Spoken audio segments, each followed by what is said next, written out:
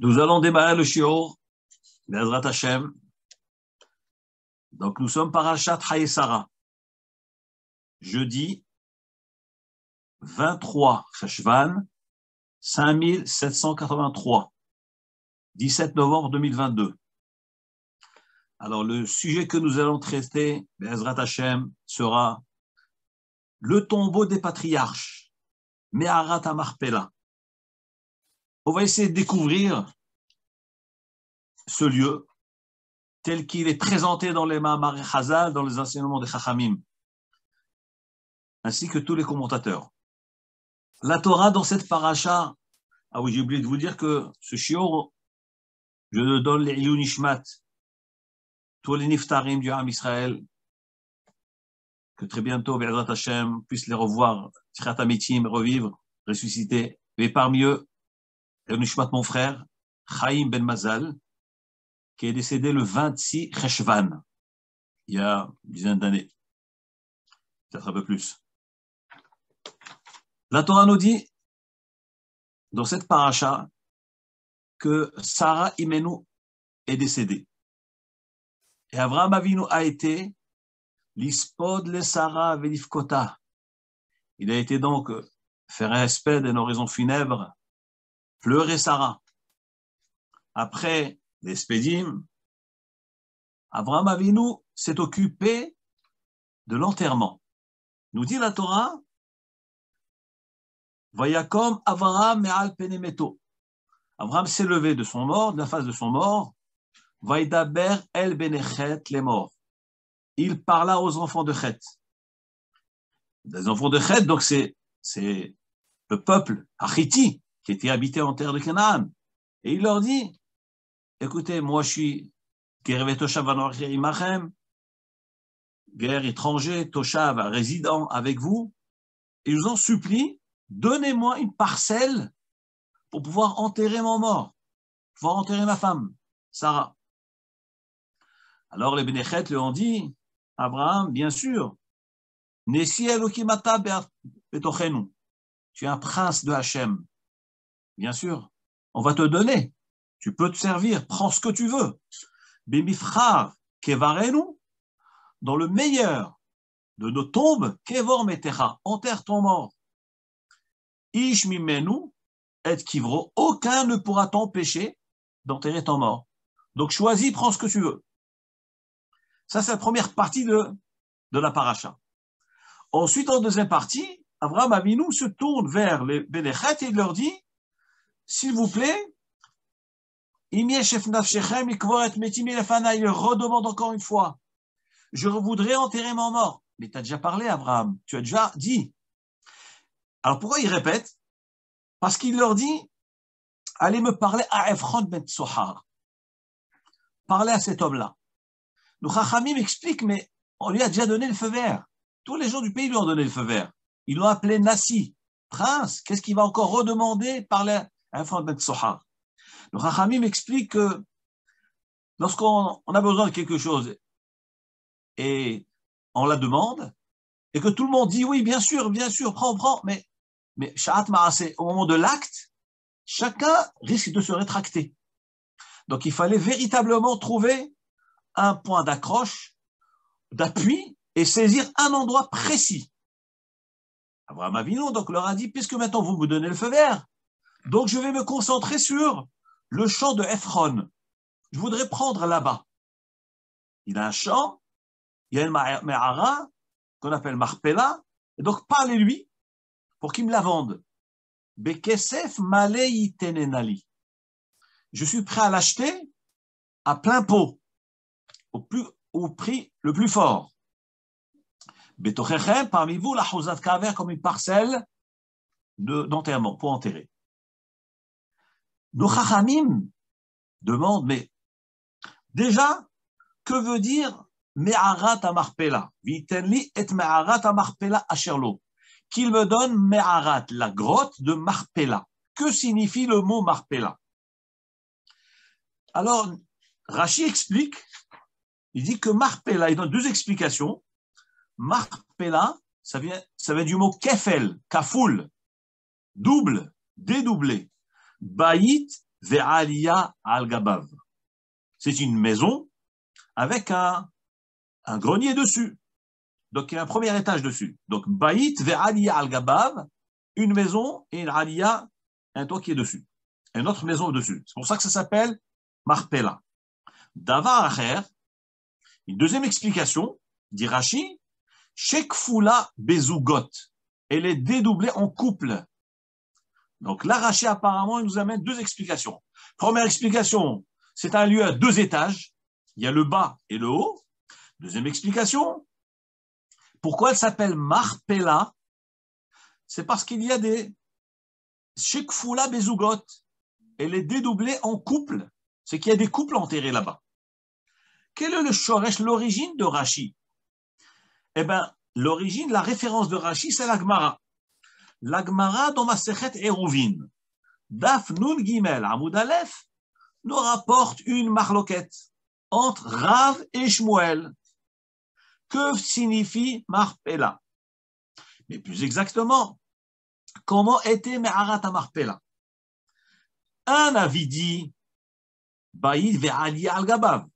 C'est une maison avec un grenier dessus. C'est comme l'explication que Rashi a rapportée. Et Rashi explique dans la Gemara de Eruvin Nun Gimel Amoud Aleph, il dit que la notion de Marpella de Kafoul, c'est-à-dire que cette maison avait deux toits.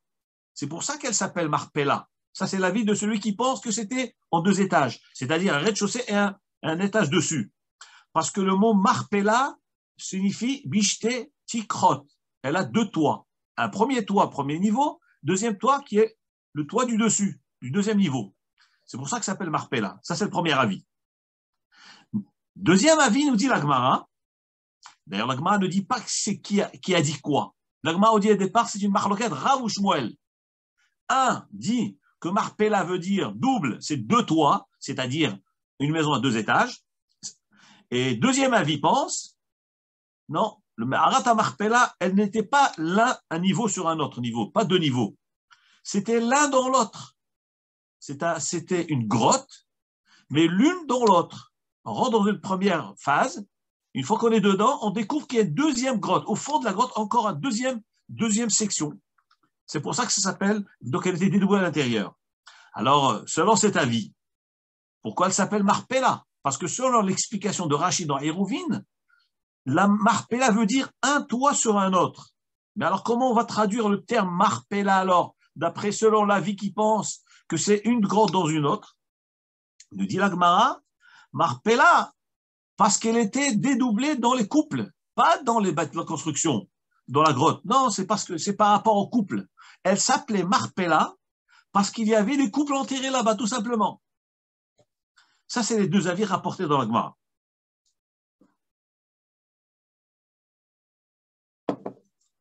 Maintenant, il faut comprendre pourquoi Abraham Avinu alav shalom tenait à tout prix à prendre cette Me'ara-là, cette grotte-là. Bekesef Malé, il était prêt à payer le prix le plus fort, comme dit Rashi, Kesef Malé, prix fort. Il est revenu à la charge et devant le peuple. Et quand il achète devant tout le monde. Mais pourquoi il s'acharne à prendre d'Afka à cet endroit-là? Mais mitzvah d'enterrer, n'importe quel endroit on peut enterrer. N'importe quel endroit. Il était en Eretz, Israël, tout s'appelait Eretz Canaan. Toute la ville de Hebron. Pourquoi d'Afka à cet endroit-là? Et là, nos Chachamim, dans le Midrash, nous révèlent des choses extraordinaires. Pourquoi Abraham Avinu a cherché Me'arat Marpella? Et pourquoi, et comment Bichlal il a découvert cet endroit-là? Puisque la Torah n'en parle pas. C'est la première fois qu'on parle de Me'arat Marpella maintenant. Comment il a découvert cet endroit? Alors, je vais vous rapporter plusieurs midrashim. Le premier midrash, c'est le midrash de Pirkei de Rabbi Eliezer. Rabbi Eliezer, dans son midrash, dit, Rabbi Eliezer Agadol, il dit, je veux vous expliquer qu'est-ce que c'est Me'arat Marpella. Et quand ça s'est révélé? Lorsqu'Abraham Avinu a accueilli les invités, les trois malachim, lui il pensait que c'était des hommes, il les a accueillis chez lui. Alors, il leur a dit, Ve'ekra patlechem ve'sa'adu libechem. Ve'ekra patlechem, venez chez moi, je vous en supplie.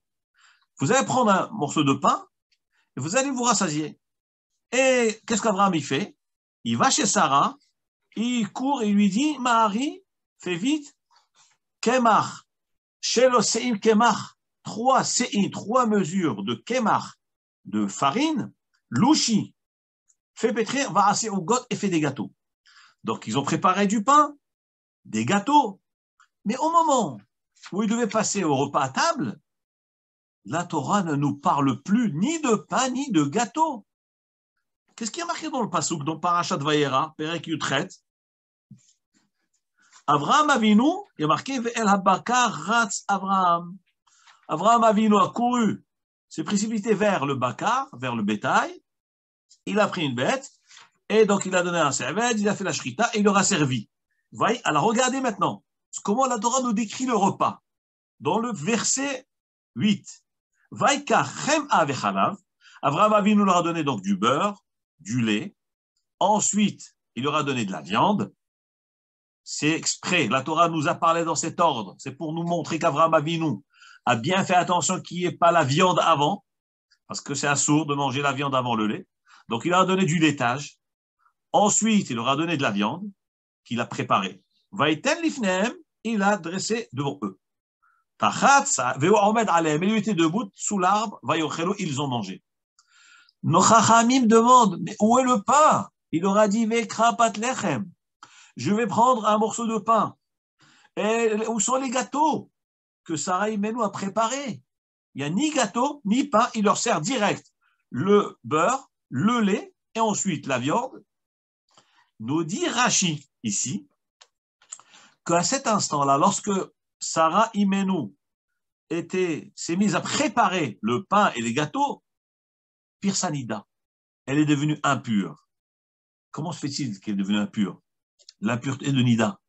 Mais elle était âgée, elle était vieille. Et elle-même, elle a dit, Harebeloti, je suis vieille. Comment je peux avoir un enfant?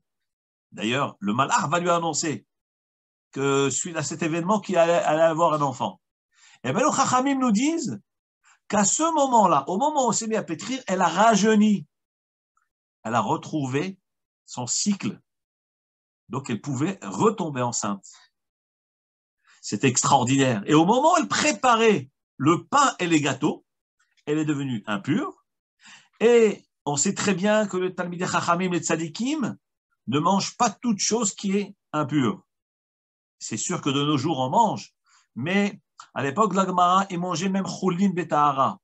Pas seulement les Kohanim ne pouvaient pas manger la Trouma qui devenait impure, mais les Talmidei Chachamim, les érudits de la Torah, ceux qui faisaient attention à tous les détails, bien qu'eux mangeaient de la récolte, du blé, de la farine qui n'était pas trouma, chol, profane, quand même, ils faisaient attention à ce que cette préparation, le cholin, soit des choses qui soient pures. Et comme Sarah Imenu est devenue impure, donc Avraham Avinu a dit, on ne peut pas manger de ce pain, ni de ces gâteaux, on ne peut pas les donner aux invités. Donc il leur a donné que de la viande. C'est ça, c'est ce que la Torah nous dit. Revenons à l'histoire de Me'arat HaMarpela. Comment il a eu cette viande? Nous dit le Midrash, Ve'el habakar ratz Abraham. Abraham Avinu s'est précipité vers le bakar, vers le bétail. Nous dit le Midrash, dans Pirkei de Rabbi Eliezer. Eh bien justement, au moment où Abraham Avinu est rentré dans l'enclos pour saisir un veau, le veau s'est échappé de l'enclos et il s'est mis à courir. Et Abraham s'est mis à le poursuivre. Il a traversé le champ. Le veau, le petit veau, s'est introduit dans une grotte. Et là, justement, Abraham Avinu va découvrir la fameuse grotte de Me'arat HaMarpela. Parce que d'après ce midrash de Pirkei de Rabbi Eliezer, Abraham Avinu n'avait pas connaissance de Me'arat HaMarpela. Il ne la connaissait pas. Mais suite à cette mitzvah-là, qui devait accomplir de Achnasat Orhim, d'accueillir les invités, donc il s'est efforcé d'aller chercher un veau. Le veau s'est enfui, il s'est introduit dans une grotte, et voilà que, en le poursuivant, il découvre que dans cette grotte-là, Eh bien, ce n'était rien d'autre que le lieu où étaient enterrés Adam, Harishon et Chava. Nous dit le Midrash, Avraham Avinu, il arrive dedans. Déjà, j'avais une quarantaine d'années, j'avais entendu d'un grand Talmid Chacham de Strasbourg, Rav Yittach, il avait dit, regardez le couloir de ce que c'est, mitzvah d'achnasat orchim. Bisrout la mitzvah d'achnasat orchim, il a été zoré de découvrir la kedusha de Be'arat HaMachpelah. Et vous allez voir tout ce que le Midrash va dire sur cette grotte-là. Bisrout le fait qu'il a voulu être mehader, embellir la mitzvah de leur faire de la viande, de leur donner, servir du veau. Eh bien, il a découvert la kedusha de ce lieu. Nous dit alors le Pirkei Rabbi Eliezer, Avraham Avinu arrive au fond de la grotte, il voit que dans cette grotte-là, il y avait enterré Adam Harishon et Chava. Mais ils étaient enterrés comment? Il a vu Adam et Chava allongés sur leur lit. Vous imaginez ce que ça veut dire? Dans une grotte, il découvre deux corps, Adam et Chava allongés sur leur lit. Et à leur tête étaient allumées des bougies, des nérotes. Kiner Hashem Nishmat Adam. Car la bougie est l'âme de l'homme. Parce que l'anshama est comparé à la flamme. Et de cette grotte-là se dégageait une odeur extraordinaire. Vous imaginez, au fond de la grotte, vous avez deux personnes allongées, un homme et sa femme, Adam et Chava, deux bougies allumées, depuis leur décès, depuis qu'ils dorment sur ce lit, et une odeur extraordinaire qui se dégageait. Là, lorsqu'il a vu cela, il a eu une envie folle de pouvoir être enterré dans cet endroit-là. Il a dit, c'est extraordinaire, la kedusha de cet endroit. Ça, c'est selon le Pirkei de Rabbi Eliezer. Il y a un Midrash qui s'appelle Midrash Agada sur Megillat Ruth, chapitre 89, Siman 2, bête. Regardez ce qu'il nous dit. Avraham Avinu, lorsqu'il est rentré dans Be'arat HaMachpelah, il a senti des odeurs, les odeurs du Gan Eden. Et il a entendu la voix des Malachim. Et encore une fois, c'est suite justement à ce veau. C'est tout ça, c'est le veau qui a fait déclencher tout cela. Il s'approche, il sent l'odeur des Malachim, l'odeur du Gan Eden, et il entend la voix des Malachim qui parlait. Il voit Adam Harishon qui était enterré là-bas, et il entend les Malachim dire Abraham, Yitzhak et Yaakov, leur place est réservée dans cet endroit-là. Voilà ce qu'Abraham Avinu entend.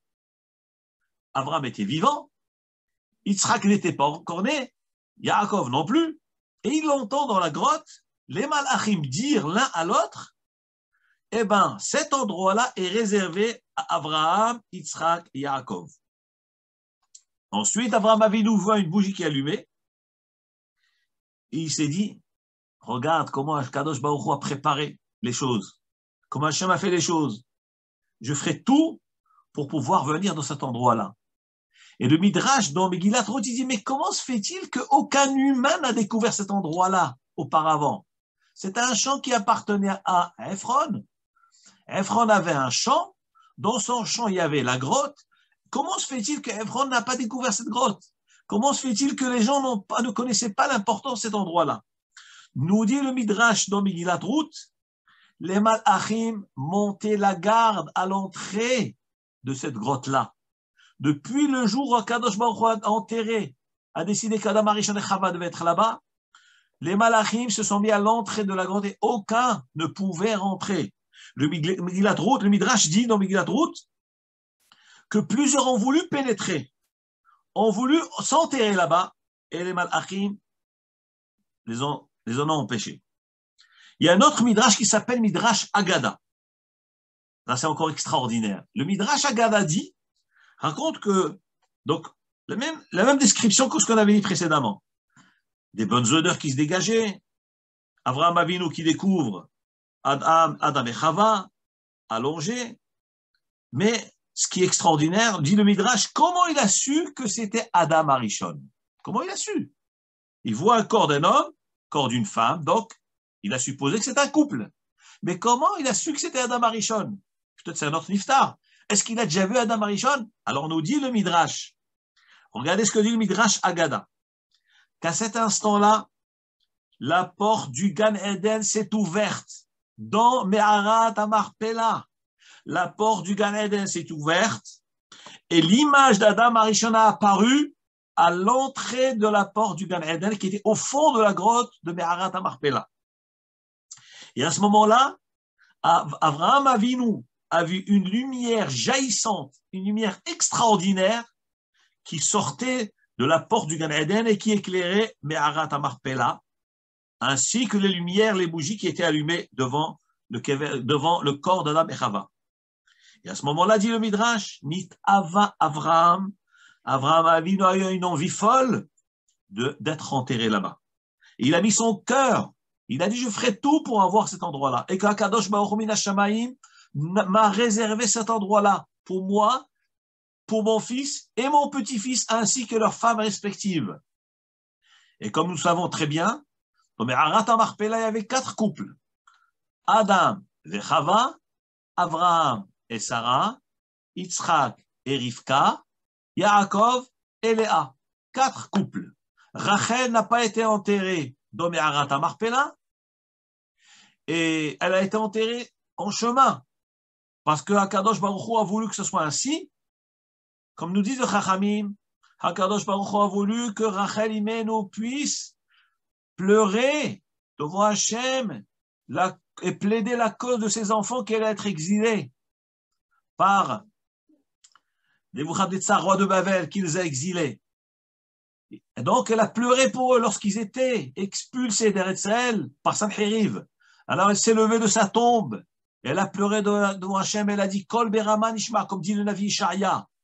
Kol Berama, un son, une voix en hauteur, sur les sommets. Nishma, s'entend. Nehi, Bechi, Tamorim.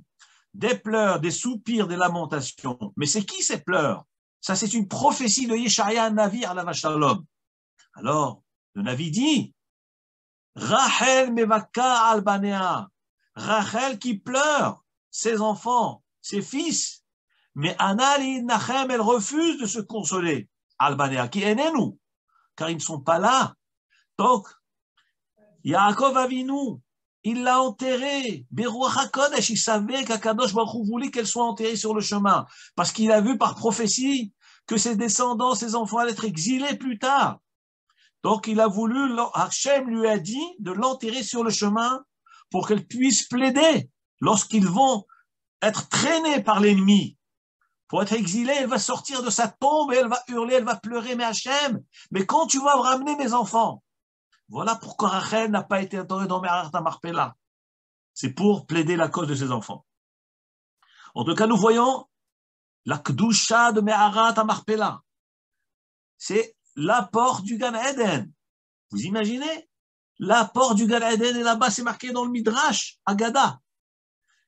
Adam Arishon et Chava sont là-bas. Yitzhak et Rivka, Yaakov et Léa.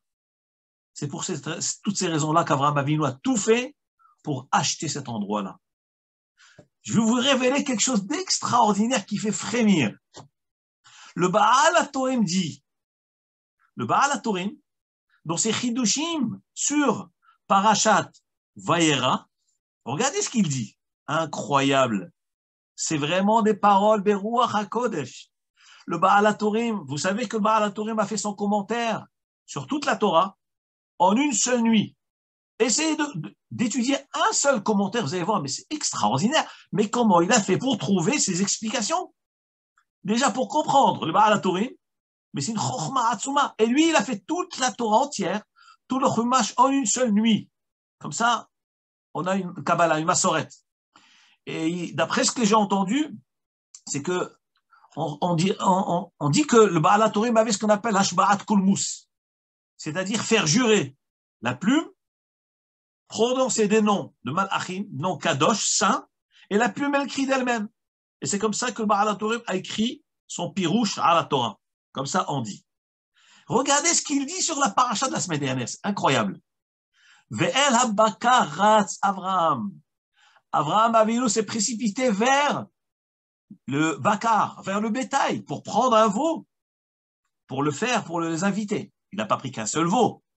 Il en a pris, d'après certains, 3 veaux, d'après d'autres, 4 veaux. Mais en tout cas, il s'est dirigé vers l'enclos de bétail. Dit le Baal HaTurim, que veut dire Ve'el HaBakar et vers le bétail? Il dit que Bakar, c'est les lettres Kever. Le Bakar veut dire Kever. C'est quoi Kever? Ve'el HaKever, Ratz Abraham. Abraham Avinu se met à courir vers le Kever. Quel Kever? Le Kivré Avot de Meharat Amarpela. C'est-à-dire que dans le mot Bakar, qui signifie le veau, ce fameux veau qui s'est enfui, qui a été se cacher dans la grotte, ce n'est rien d'autre que les lettres Kever. Et Avraham Avinu s'est précipité vers le Kever, vers Meharat Amarpela. Voilà ce que nous révèle le Baal HaTurim Alav Shalom de Parashat de la semaine dernière.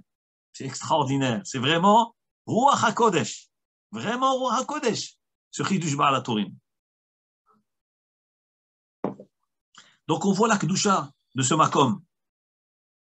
Le Midrash rapporte, mais comment se fait-il qu'Abraham n'a pas été directement l'acheter? Tout simplement, pas passer par les Benechet, il va supplier l'un, supplier l'autre, etc. Nous dit le Midrash, parce qu'il avait très peur de mettre au courant les gens, et surtout le propriétaire qui était Ephron, eh bien, il aurait changé d'avis. Il n'aurait jamais voulu lui vendre. Donc Abraham Avinu a fait toute une démarche. Il a fait semblant de demander aux gens, est-ce que vous pouvez m'aider à trouver une tombe pour enterrer ma femme? Après, tout le monde a dit, bien sûr, mais venez, prenez chez nous. Et après, il enchaîne, il leur dit, vous savez, mais il y a un monsieur qui s'appelle Ephron, il a un champ avec une grotte. Vous pouvez lui demander s'il veut me le vendre, puisque vous êtes d'accord tous. Donc, je vais peut-être aller prendre là-bas. Tout ça, c'est pour détourner l'esprit des gens, pour qu'ils ne doutent pas que dans cet endroit-là, il y a un endroit sacré, un endroit extraordinaire qui s'appelle Meharat Amarpela. Et c'est de cette façon-là qu'Abraham Avinu a réussi à l'acheter. Le Chafetz Chaim Alav Shalom dit, regardez ce qu'il rapporte le Chafetz Chaim. Il dit que de cette paracha, nous voyons à quel point Abraham Avinu tenait à payer de l'argent pour acheter cet endroit-là, puisque tout le monde était prêt à lui donner gratuitement. Pourquoi il propose de l'argent? Et pourquoi il dit bébé Kessef Malé, à plein pot, le prix fort? Mais pourquoi tout ça? On te propose, prends gratuitement. Et surtout, on l'a appelé Nessi. Tu es Nessi, tu es prince, on te donne, on t'offre. Dit Chafetz Chaim Alav Shalom, dans ses Chidushim, sur la parashat Chayei Sarah.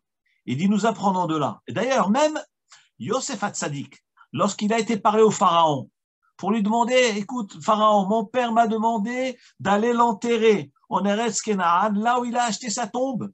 Pourquoi Yosef Hatzadik a besoin de mentionner l'achat de la tombe? Qu'est-ce que ça ajoute à Paro? Nous dit le Chafetz Chaim Alav Shalom, cette notion d'achat, d'acquisition, c'est pour nous montrer qu'il y a une mitzvah d'acheter son kever. Mitzvah d'acheter son kever. Très important. Même si on est quelque part et on veut donner gratuitement, Hevra Kadisha veut donner, nous dit le Chafetz Chaim, nous voyons de cette paracha que c'est une mitzvah d'acheter son kever, que Hashem lui donne longue vie. À nous tous, Be'ezrat Hashem. Arichut Yamim Shnot Chaim, 120 ans, pour avoir peur. Je me rappelle, ma mère allait acheter un couple, mon père Niftar, elle a dit, allez, je vais acheter. On m'a dit, non, mais qu'est-ce que tu vas acheter? Et du coup, mes frères, ils ont tous acheté. Alors, la Hevra Kadisha leur ont dit, on arrête. Mais qu'est-ce que vous voulez? Mais vous êtes jeunes. Mais non, pas du tout. On n'est pas superstitieux. On a une émouna. On a émouna. Émouna de Chachamim. Au contraire, on a une sgoula que celui qui achète son kever, il sera zoché arichut yamim ushnot chaim. Be'ezrat Hashem. J'ai une grand-mère. Je ne veux pas vous faire peur, mais c'est des choses extraordinaires. Une grand-mère qui est montée du Maroc avec mon grand-père maternel. Elle habitait à Nestiona. Son mari, il s'appelait Rabbi Shlomo Dahan, Alav Shalom. Elle s'appelait Tamo. Elle, lorsque son mari est Niftar, c'est un Talmid Chacham, il a été zoché d'être enterré à Nestiona, en Eretz Israël. Elle a acheté une tombe. Et elle a pris une bouteille d'huile, elle a mis dans cette tombe-là. Et mais ma mère, qui est sa fille, elle dit, pourquoi tu as mis la bouteille là-bas? Elle a dit comme ça, ma bouteille, elle est prête, tout est prêt, je ne vais déranger personne, je ne vais demander rien à personne, j'ai ma place, j'ai ma maison éternelle, j'ai mon huile, j'ai tout ce qu'il faut. Et lorsque elle a eu l'âge de 70 ans, elle a fait une souda extraordinaire. Elle a invité toutes ses voisines à Nestiona. Et encore une fois, ça va vous faire frémir, mais je vous dis, regardez la émouna de nos mères et de nos grands-mères. Le jour de ces 70 ans, il y a une mitzvah, minhag, de faire ce qu'on appelle Hadrat Zekeni, une souda, pour remercier Hachem d'avoir atteint les 70 ans. Eh bien, lorsqu'elle a atteint cet âge et qu'elle a fait cette souda, elle a invité toutes ses voisines et pendant la souda, elle a cousu son linceul, l'habit, pour enterrer les niftarim. Les gens tremblaient de peur. Elle a dit, mais vous comprenez rien à la vie. Vous comprenez rien à la vie. Cette émouna-là, c'est ça qui va nous donner Arichut Yamim Ushnotraim. Et Baruch Hashem, elle a vécu encore des années après cette fête-là. C'est émouna. De toute façon, on est en homme de passage. On n'est pas éternel sur cette terre. On a beau cacher, faire semblant de ne pas comprendre, mais on est face à une réalité. Dire Chavetz Chaim, il faut acheter. Be'ezrat Hashem, 120 ans, mais il faut avoir son endroit, sa place, pas donner cadeau. Le gendre du Chavetz Chaim et Niftar, il s'appelait Rav Levinson. C'était un Talmid Chacham, un tzaddik. Il habitait en Russie. Et lorsqu'il est Niftar, la Hevra Kadisha ont voulu donner gratuitement un emplacement d'enterrement pour ce Rav-là, qui était le gendre, le Khatan du Chavetz Chaim. Le Chavetz Chaim s'est opposé à la Hevra Kadisha. Il a dit non. Bien que c'est un Talmid Chacham et que vous voulez lui donner, je veux acheter. Il a payé à la Hevra Kadisha. Il n'a pas voulu prendre gratuitement. D'où il a pris? D'Avraham Avinu. Avraham Avinu a payé Bekesef Malé. C'est une mitzvah très importante. C'est une sgoula pour Arichut Yamim. Revenons à nos Inyanim. Ça, c'est concernant Me'arat HaMarpela. On a parlé du Chidoush du Baal HaTurim, vers la Bakarat Avraham. Il a couru vers le Bakar, le Baal HaTurim a dit, il ne faut pas lire Bakar, c'est Kever, c'est les lettres Kever. Il a couru vers, pour découvrir le Me'arat HaMarpela qui est la tombe des patriarches. Maintenant, je voudrais vous raconter ce que la Gemara nous rapporte. Cette Gemara, c'est Masechet. C'est très, très intéressant. Il y a des choses extraordinaires à apprendre. C'est dans Masechet, Baba Batra, Daf Nunchet. La Gemara nous raconte qu'il y avait un Rav qui s'appelait Rabbi Bana'a. Rabbi Bana'a était un Adam Chashuv, nous dit la Gemara. Un Talmid Chacham Atzoum, Tzadik Yesod Olam. Et Rabbi Bana'a avait comme rôle d'aller là où il y avait des tombes. Il mettait de la chaux, c'est une peinture comme du plâtre, de la peinture blanche, c'est de la chaux. Il peignait donc les tombes pour pouvoir attirer l'attention des passants qui ne rentrent pas tamer ce qu'ils transportaient. Les gens circulent. À l'époque, on pouvait trouver des tombes sur le chemin, sur la route. Et alors, les gens qui avaient des aliments, des récoltes, des produits, des fruits, s'ils passent au-dessus d'une tombe, eh ben, tout devient impur. Et sans parler des Kohanim, le Kohen aussi n'a pas le droit de s'approcher d'une tombe. Une trouma, le prélèvement, ce qu'on prélève sur les récoltes, qu'on donne au Kohen, la trouma aussi, si elle touche une tombe, elle passe par-dessus une tombe, tout devient impur, on ne peut pas consommer. Alors Rabbi Bana'a, lui, il allait partout, il mettait de la peinture sur les tombes. Nous dit la Gemara, dans Masechet Baba Batra Daf Nunchet Amoud Aleph, que Rabbi Bana'a, il est arrivé à Hebron. Et il a dit maintenant, je voudrais aller voir Me'arat HaMarpela pour pouvoir peindre les tombes des patriarches pour éviter l'impureté aux gens qui passent. Parce qu'on sait que les tombes sont dans la grotte et les gens pouvaient passer dessus. Donc si on passe dessus, si on ne sait pas qu'il y a une tombe dessous, eh ben, tout devient impur. Rabbi Bana'a a été et il arrive à l'entrée de Me'arat HaMarpela. Nous dit la Gemara, à l'entrée de Me'arat HaMarpela, il voit un homme debout. Il lui demande, qui es-tu? Il dit, moi je suis Eliezer, le serviteur d'Abraham. Alors, situons-nous un peu dans le temps. Rabbi Bana'a a vécu à l'époque de la Gemara. La Gemara, il y a combien d'années? 2500 ans, 3000 ans. Les patriarches, c'est encore 2000 ans avant. Donc ça veut dire 2000 ans après, vous écoutez, 2000 ans après que les Avot soient décédés, Rabbi Bana arrive, il se présente devant la grotte pour rentrer.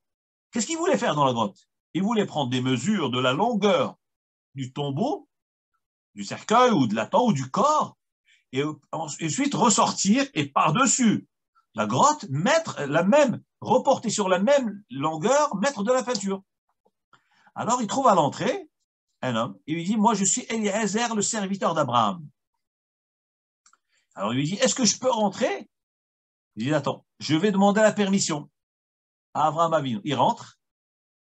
Alors, il demande à Abraham Avinu, voilà, il y a Rabbi Bana qui vient, il veut prendre des mesures. Est-ce qu'il peut rentrer? Alors, Abraham, il dit à Eliezer, oui, il peut rentrer. Et voilà que Rabbi Bana rentre. La Gemara, c'est vrai que quand on réfléchit à cette Gemara, on est dans un autre monde, on ne comprend pas comment ça fonctionne. Ça fait 2000 ans qu'ils étaient niftarim, décédés. Et là, on est en train de parler qu'Abraham Avinu, il répond à Eliezer. Eliezer, lui, c'est son serviteur. Aussi, ça fait 2000 ans qu'il est décédé. Il dit à Rabbi Bana, oui, il dit à Eliezer, va lui dire à Rabbi Bana, il peut rentrer. Alors, Rabbi Bana, il rentre, il mesure, il prend les dimensions, etc. Il voit Abraham avec Sarah, et il voit les autres kvarot, et ensuite, il veut rentrer plus loin, plus profond, pour mesurer la longueur d'Adam Arishon, qui est dans une grotte encore plus profonde, au plus profond. Et une voix retentit et lui dit, si Diokni, Dmou Diokni, alors je traduis les mots, l'image de mon visage, t'as vu? Maintenant, je ne peux pas te permettre de voir mon visage. Voilà ce que la voix dit. C'est-à-dire que Adam Arishon, Kaviachol, c'est l'image de Hachem. Et Hachem, la Shrina, elle dit, déjà tu as vu Abraham Avinu, qui est Dmou Diokni, l'image de mon visage. Tu veux voir mon visage lui-même? Ah non, ça je te laisse pas rentrer. Ça veut dire qu'Adam Arishon, vraiment c'était l'œuvre de Hachem. Ça, il a été créé par les mains de Hachem. Il n'est pas né d'une femme, pas d'une maman. C'est Hachem qui l'a créé lui-même, donc il a l'image de Hachem. Qui Betselem Asaïta Elokim Asaïta Adam. Donc la voix lui dit non, tu ne peux pas rentrer. Bon, la Gemara nous décrit qu'il a profité pour voir. Après, il a dit, excusez-moi, en fin de compte, il a dit, moi, je suis venu pour prendre des mesures, pour pouvoir pour éviter la Touma aux gens qui sont à l'extérieur. Et il voit, dit la Gemara, qu'il y avait une grotte l'une dans l'autre. Effectivement, la Gemara nous dit, d'après ce que Rabbi Bana nous décrit, donc cette grotte, elle est dédoublée. Donc elle n'était pas en étage alors. Alors, parce que Rabbi Bana, il rentre dans une première grotte, après il rentre dans une deuxième grotte. Alors, Gemara dit, je comprends bien d'après celui qui dit une grotte dans l'autre, mais d'après celui qui dit l'une sur l'autre, alors comment ça fonctionne? Alors, bon, la Gemara va mettre toute une longue discussion, comment expliquer tout cela. Je ne vais pas trop m'attarder dessus. En fin de compte, il prend les mesures, etc. Il ressort, et la Gemara décrit qu'il voit sur son passage les talons d'Adam Arishon. Les deux talons d'Adam Arishon étaient comparés à deux soleils, une luminosité, une lumière extraordinaire qui se dégageait de ces talons. C'était les talons d'Adam Arishon. Et les talons d'Adam Arishon, c'est la partie la plus basse du corps. Donc imaginez-vous son visage, imaginez-vous son corps. Et la Gemara décrit à la suite à quoi ressemble Adam Arishon. C'est des choses extraordinaires, on ne va pas trop rentrer dedans parce qu'on a pas mal de choses. Le temps est très limité. Le Maharsha Alav Shalom demande comment comprendre cette Gemara? Mais est-ce qu'ils sont morts ou ils ne sont pas morts? Ils sont vivants ou pas vivants? Regardez ce que dit le Maharsha, des choses extraordinaires. Dit le Maharsha, Hatzadikim bemitatan keroin haim. Nous, on n'arrive pas à comprendre ce que ça veut dire que ces tzadikim sont vivants. Ils sont allongés sur un lit. Il dit le Maharsha à la fin, c'est un gros commentateur sur le Talmud. Il dit tzadikim bemitatan keroin haim. Les tzadikim, pendant leur mort, ils s'appellent vivants. Ve'amita ena ela shena legabayhu. La mort pour les tzadikim, c'est juste un sommeil. Le tzadik, lorsqu'il meurt, ça s'appelle pas mourir, ça s'appelle dormir. Et d'ailleurs, dans le Talmud, lorsqu'on veut dire mourir, on dit kishachiv. Shachiv veut dire mourir, mais traduction du mot shachiv veut dire shochev, veut dire dormir. Et le Maharsha explique, il dit que chez les tzadikim, la notion de mort, ça ne veut pas dire mourir, ça veut dire dormir. Et avec ça, le Maharsha, Alav Hashalom, il répond à une question extraordinaire. Tous les jours, nous faisons la tefila 3 fois par jour. Et dans la Hamida, nous disons, kayem emunato lishene afar.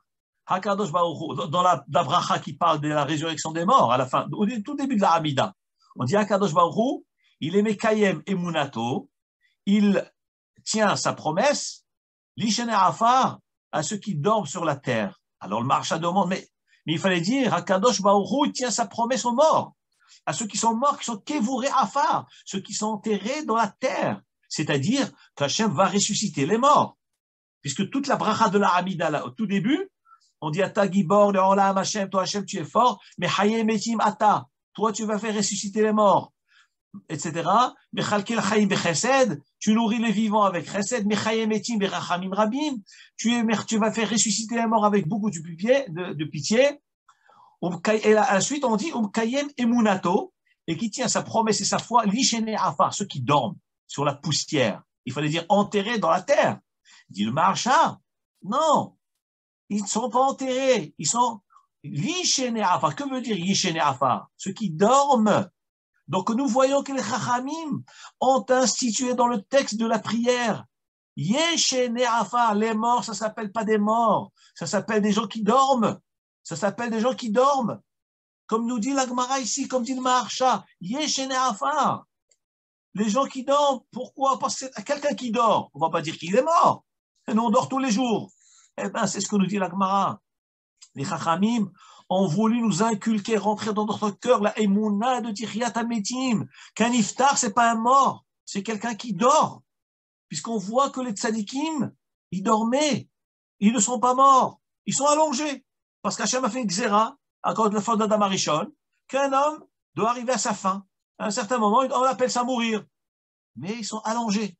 Donc, tzadikim, bemitatam, keroim, chaim. Je voulais vous raconter une histoire incroyable. Là, je vous ai parlé de cette Gemara de Baba Batra, mais il y a une autre Gemara qui fait trembler, vraiment trembler. Regardez le couloir de ce que c'est. La Gemara de Masechet Shabbat. Daf Kouf, Nun Bet Amoud Bet. Page 152, côté B. La Gemara nous raconte une première histoire. Qu'un jour, il y a un monsieur qui est niftar. Un homme est décédé. Un voisin de Rav Yehuda.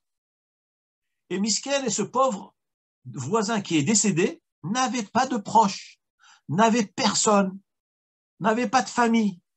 Alors Rav Yehuda, il s'est dit, mais comment ce pauvre monsieur qui est décédé, quoi, il va passer les 7 jours de deuil et personne ne va porter le deuil pour lui, personne ne va consoler qui que ce soit puisqu'il est seul, il n'a personne, il n'y a aucune famille.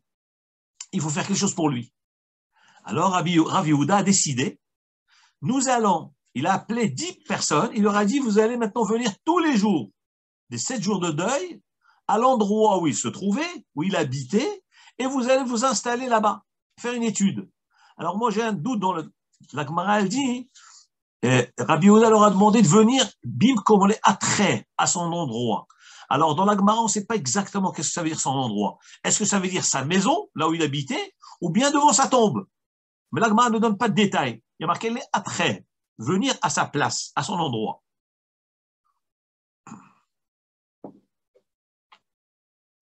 Mais les deux choses sont vraies.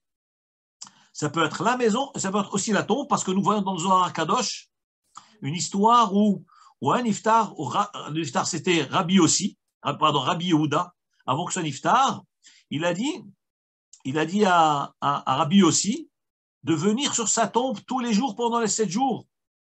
Donc on voit là-bas que c'est sur la tombe qu'il fallait venir. Mais on voit aussi une notion que l'endroit où l'iftar habitait, l'Anshama, elle revient pendant les 7 jours, puisqu'elle vient revoir les endeuillés. Et elle est présente, elle entend tout ce qui se passe là-bas. C'est pour ça que pendant 7 jours, on va faire la tefila dans la maison du niftar. En tous les cas, quoi qu'il en soit, la Gemara nous dit, Rav Yehuda a organisé ce minyan de 10 personnes qui venaient tous les jours, pendant les 7 jours, dans l'endroit, la maison de cet homme-là. Au terme de 7 jours, après les 7 jours de deuil, Rav Yehuda est allé se coucher. Qu'est-ce qu'il voit dans son rêve? Une révélation. Le Niftar est venu lui-même dans le rêve et se révèle à lui et lui dit, Rav Yehuda, de la même façon que tu m'as donné un hadrouach, keshem shinachta da'ati, car hakadosh baruch hu yaniach da'atecha. De la même manière que tu m'as donné une satisfaction, un hadrouach, un plaisir, un réconfort, une consolation, moi qui n'a aucun proche. Pendant les 7 jours, tu es venu, tu as réuni un minyan, et bien Kadosh Baruch Hu te donnera d'une hatrouach à toi aussi, et arichut yamim. C'est extraordinaire, cette histoire de la Gemara. Les niftarim savent tout, ils sont vivants, ils sont conscients de tout ce qui se passe. Et je finis par une histoire terrible, mais vraiment bouleversante, c'est incroyable cette histoire-là. Mais la Gemara le dit, c'est Kodesh Kadashim, c'est sacré. Quand tout ce qui est marqué dans la Gemara, c'est du feu. Nous dit la Gemara dans le traité de Shabbat, toujours la même page, Kouf Nun Bet Amud Bet, page 152, côté B. La Gemara nous raconte qu'il y avait des travailleurs qui labouraient le champ de Rav Nachman. Et ces travailleurs donc labouraient, ils retournaient la terre, ils creusaient, et puis tout à coup ils entendent un bruit, un cri, qui venait d'un trou qu'ils avaient creusé, de quelqu'un qui disait « Hé, qu'est-ce que vous faites ?» Ils se sont enfuis. Ces travailleurs, ils ont été appelés le propriétaire, qui était Rav Nachman. Rav Nachman leur a dit « Qu'est-ce qui se passe ?» Il dit « Écoutez, on a vu, on était en train de creuser, on entend un homme qui crie, qu'est-ce qui se passe? Qu'est-ce que vous faites ?» Alors il leur a dit « Rav Nachman, montrez-moi. » C'est dans mon champ? Ils ont dit « Oui, c'est dans ton champ. » Il a été dans son propre champ, il voit un trou, et il demande « Qui es-tu? Comment tu t'appelles ?» Il dit « Moi, je m'appelle Ahai Bar Yoshia. » C'est un des chachamim du Talmud, Rav Ahai Bar Yoshia. Il était enterré en dessous de ce champ-là, mais personne ne le savait. Donc, vous voyez qu'à l'époque, vous pouvez trouver des tombes partout. Et Rav Ahai Bar Yoshia était enterré dans le champ de Rav Nachman. Alors, il dit à Rav Nachman, moi, je m'appelle Ahai Bar Yoshia. Et alors, ces gens sont en train de creuser, ils risquaient de toucher mon corps. Alors Rav Nachman lui dit, mais attends, mais je comprends pas. Mais t'es pas en poussière? T'es pas devenu de la poussière depuis le temps que tu es décédé, que tu es enterré sous la terre. T'es pas en poussière? Mais alors il lui dit Rav Achai Bar Yoshia à Rav Nachman. Il dit non. La poussière ne touche que ceux qui ont de la jalousie. Parce qu'il y a marqué dans un passouk, Rekev Atzamot Kin'a. Celui qui a de la jalousie, eh ben, ses os se décomposent. Mais moi, Baruch Hashem, j'ai pas eu de jalousie dans ma vie. J'ai fait Avodat Hashem. C'est pour ça que mon corps ne s'est pas décomposé. Voilà ce qu'il répond. Attention, n'oublions pas que le contexte. Il est dans son champ, Rav Nachman, dans son champ, devant un trou profond, et il entend cette voix qui lui répond. Il dit, moi, je suis dans mon champ. Il dit, moi, je n'ai pas de jalousie, donc mon corps est intact. Alors, Rav Nachman lui dit, mais alors, si ton corps est intact, mais alors, relève-toi, retourne chez toi. Puisque tu arrives à me parler, ton corps est entier, rentre chez toi. Alors, Rav Ahai Bar Yoshia lui dit, mais quoi? Je vois que tu ne connais pas le Navi. Il y a marqué dans le Navi, dans le Nevi'im, au Partati et Kivrechem, moi, Kadosh Baruch Hu, je viendrai, j'ouvrirai vos tombes. Alors il lui dit, Hakadosh Baruch Hu a fait une xéra qu'un homme doit mourir. Et c'est Hakadosh Baruch Hu, lui, seul, va nous faire ressusciter, va nous faire sortir des kvarot. Donc moi, je ne peux pas sortir avant la date, que Hachem a fixé. Au Partati et Kivrechem. Donc je ne peux pas sortir. Alors là, regardez le dialogue, impressionnant. Rav Nachman lui dit, d'accord, je comprends pourquoi tu ne peux pas retourner chez toi, parce qu'Hachem a été gozer la mort, tu dois rester jusqu'à ce qu'Hachem ouvre les tombes.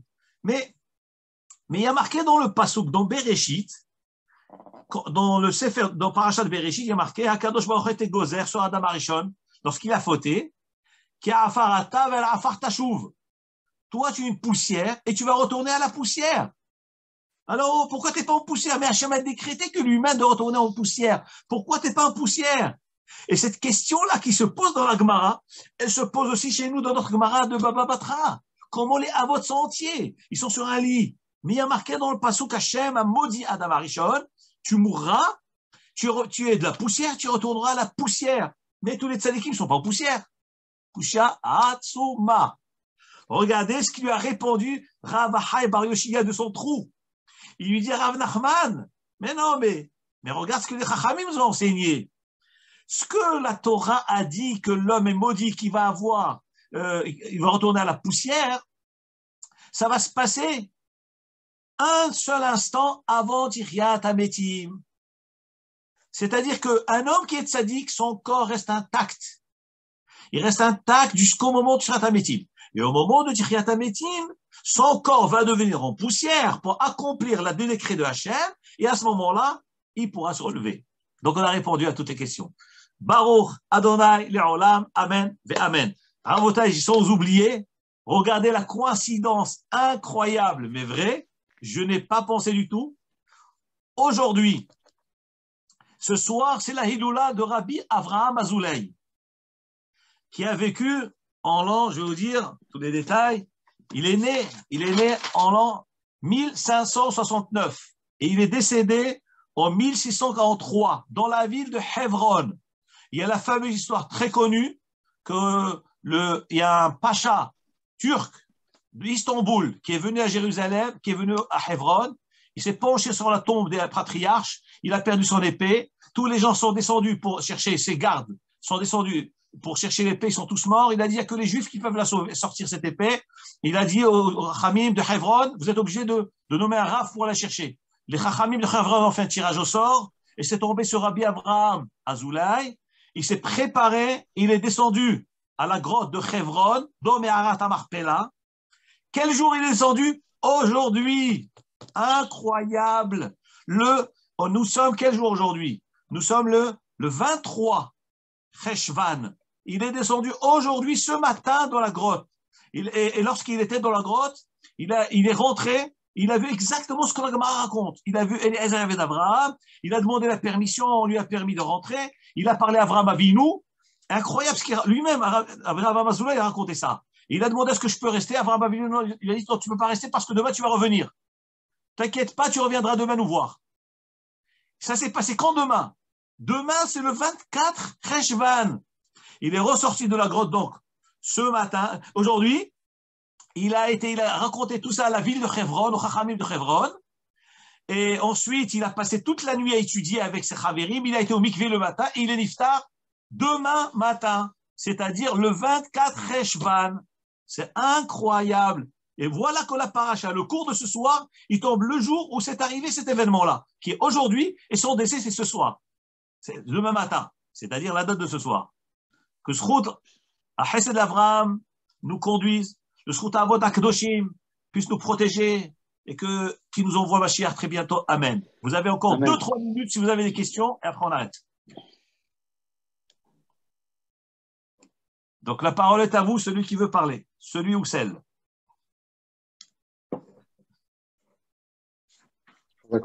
Merci beaucoup. Passez un bon Shabbat. Une longue vie et beaucoup de santé. Be'ezrat Hashem à tout l'Am Israël. Et Géoula Keroba et Tichyat Hametim très bientôt. Et revoir tous les Avot HaKadoshim. Et les Imaot HaKadoshim avec tous nos proches. En bonne santé. Shabbat Shalom. Shabbat Shalom. Bye. Shabbat Shalom.